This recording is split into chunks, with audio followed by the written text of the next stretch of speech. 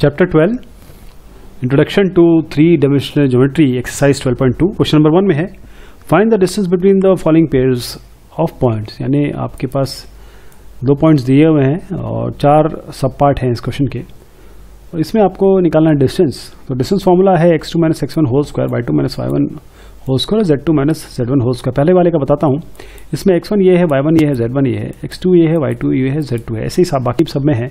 और डिस्टेंस आपको निकालना है तो आप सीधा ये फॉर्मूला लगाइए, x2 जो ये x2 - x1 और y2 - y1 और z2 - z1, इसको रखिए, स्क्वायर करिए और अंडर रूट निकालिए और सीधा आप जो वैल्यू आएगी that will be the distance. इसी के साथ अगले वाले में भी ऐसी है, आप इस तरह डिस्टेंस निकाल सकते हैं। आपको x2 - x1 y2 - y1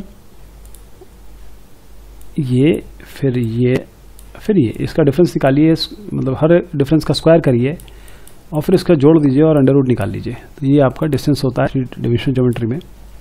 बाकी सभी ऐसे ही हो जाएंगे।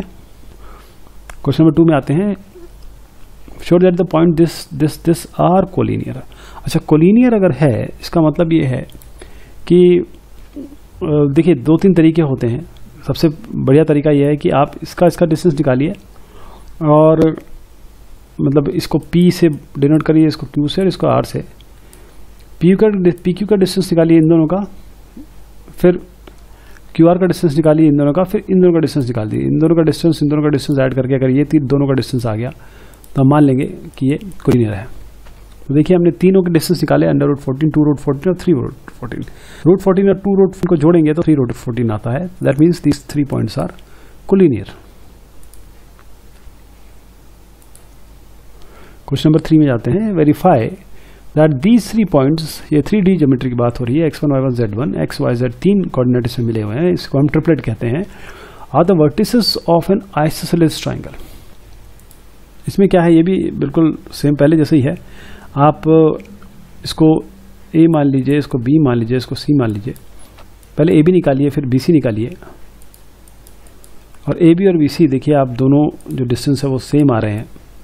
और जब डिस्टेंस सेम आते हैं तो इसका मतलब ये है कि ये आइसोसेलेस ट्रायंगल आइसोसेलेस है। 2 अगर इक्वल आ गए तो आइसोसेलेस है। लेकिन हमको तीसरा भी निकालना पड़ेगा, ऐसा ना हो कि इक्विलेटरल हो जाए ये। तो तीसरा भी हमने CA करके निकाल लिया और हमने डिस्टेंस फॉर्मूला लगाया ट्रिपलेट्स का, x2 - x1 whole square y2 - y1 whole square z2 - z1 whole square, इन तीनों को ऐड करके निकालेंगे तो ये आएगा। अब अगले में है हमारा, these 3 are vertices of a right angle triangle। Right angle triangle के बारे में बताना है इसमें। वैसे भी आप करेंगे क्या कि पहले तो डिस्टेंस निकाल लेंगे। कैसे? AB का, BC का, AC का, ये तीनों डिस्टेंस निकाल लीजिए डिस्टेंस फॉर्मूले से। ये आपका पहला डिस्टेंस आया, दूसरा डिस्टेंस आया और तीसरा डिस्टेंस आया। अब देखें आप, अगर AB जो ये AB पहले आया था और ये BC जो आया है, इन दोनों को स्क्वायर करके अगर लिखें तो ये आपका इसी स्क्वायर आ जाता है, 6 आ जाता है। एंड दिस मीन्स हम पाइथागोरस थ्योरम लगा रहे हैं, this square plus this square will be this equal to this square, hypotenuse square. इससे ये प्रूव हो गया कि ये राइट एंगल ट्रायंगल है। थर्ड वाले में आते हैं। थर्ड में गया है कि these 4 points are vertices of a parallelogram.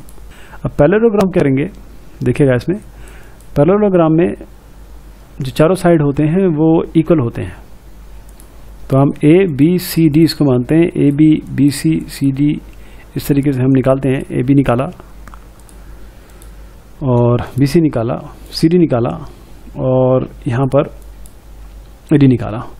अब जैसे मैंने आपको बताया कि चारों साइड इक्वल होते हैं, रोम्बस के होते हैं, वो भी एक स्पेशल टाइप ऑफ पैरेललोग्राम। लेकिन अगर पैरेलल की बात करें तो अपोजिट साइड आपके इक्वल होने चाहिए। जैसे अभी मैंने बताया था, इट मीन्स कि a parallelogram has opposite side as equal। यहाँ पर देखिए अपोजिट साइड ये 6 है, ये 6 है, ये √43, ये √43 है। That means this quadrilateral is nothing but a parallelogram which has opposite side equal। and special case is rhombus when all sides are equal। ये स्पेसिफिकली इसलिए बता रहा हूँ क्योंकि कुछ भी आपको इसमें पूछा जा सकता है। क्वेश्चन 4 में आते हैं, find the equation of the set of points which are equidistant from points on this. क्या करें, आप इसको एक्स वाई जेड मान लें, कोई भी पॉइंट जो आपको मानना है, और उसके क्या करें कि आप इसका डिस्टेंस निकालें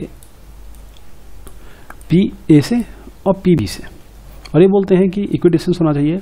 तो P A square equal to P B square, यानी कि X minus 1 whole square, Y minus 2 whole square, Z minus 3 whole square is equal to X minus 3 whole square, Y minus 2 whole square, Z minus 1 that is plus 1 का whole square. इन दोनों को equate करेंगे तो एक equation बनेगी।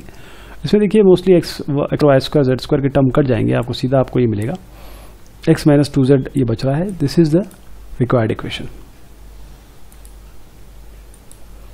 Question number 5 में आते हैं, find the equation of set of points P the sum of whose distance from this and this is equal to 10।